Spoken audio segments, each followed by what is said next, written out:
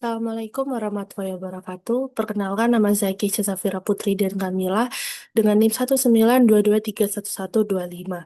Di sini saya akan mempresentasikan tentang analisis asupan gizi menggunakan metode Semi Quantitative Food Frequency Questionnaire atau SQFFQ.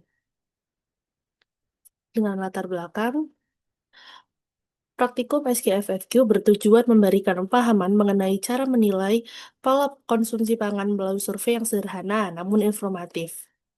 Metode ini tidak hanya mencatat frekuensi konsumsi makanan, tapi juga memperhitungkan besar porsinya, sehingga hasilnya dapat dikonversi menjadi asupan gizi harian. Dengan demikian, SKFFQ mampu menggambarkan kecukupan gizi dan potensi resiko kesehatan secara lebih menyeluruh.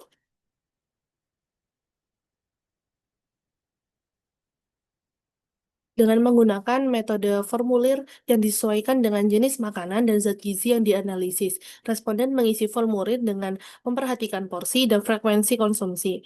Konversi frekuensi menjadi konsumsi harian, perhitungan asupan zat gizi menggunakan TKPI atau database gizi lain.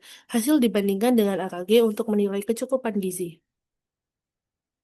Berikut adalah biodata responden dengan nama responden TAC, jenis kelamin perempuan, tanggal lahir 19 November 2005, usia 19 tahun, tanggal interview tanggal 24 September 2025 dengan nama interview KSP.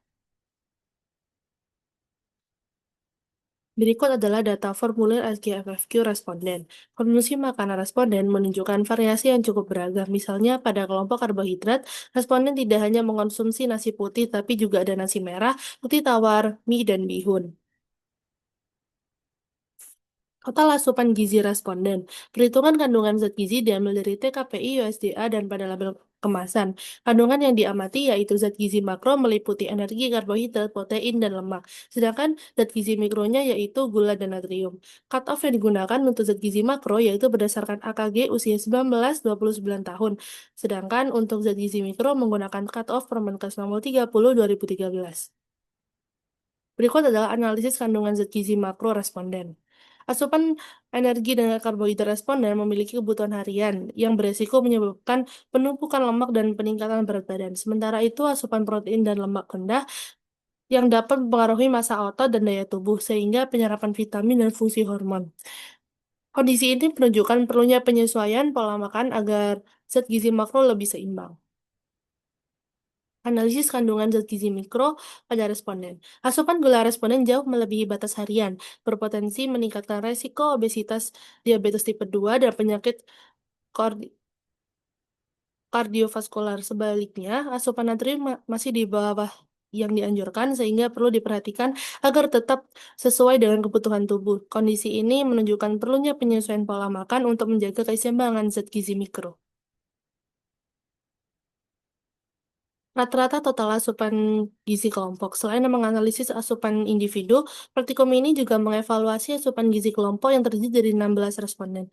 Hasil rata-rata kelompok kemudian dibandingkan dengan kebutuhan zat gizi berdasarkan AKG maupun cut-off Permenkes.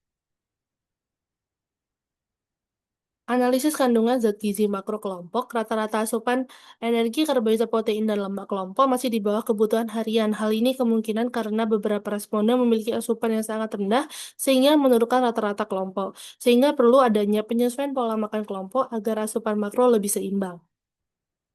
Menganalisis kandungan zat gizi mikrokelompok, rata-rata asupan gula kelompok melebihi batas harian yang dianjurkan, sedangkan asupan natrium masih jauh di bawah batas maksimum.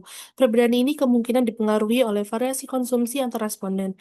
Hal ini menunjukkan perlu penyesuaian pola makan kelompok agar asupan zat gizi mikro lebih seimbang. Perbandingan asupan zat gizi responden dengan kelompok. Perbandingan asupan gizi Adelia atau TAC dengan kelompok menunjukkan energi, karbohidrat, dan gula TAC lebih tinggi, sedangkan protein, lemak, natrium keduanya masih kurang. Disarankan meningkatkan asupan protein dan lemak, serta membatasi gula agar pola makan lebih seimbang. Untuk kesimpulannya adalah energi, karbohidrat, dan gula cenderung berlebih, sedangkan protein, lemak sehat, dan natrium masih kurang. Pola ini menunjukkan dominasi karbohidrat dan gula sederhana, serta rendah zat gizi lain yang penting. Hasil SKFFQ ini bermanfaat untuk mengidentifikasi kelebihan dan kekurangan gizi, sekaligus menjadi dasar perbaikan pola makan agar lebih sesuai rekomendasi kesehatan. Dengan saran, metode SKFFQ tetap dapat digunakan, namun sebaiknya dikombinasikan dengan metode lain agar lebih akurat.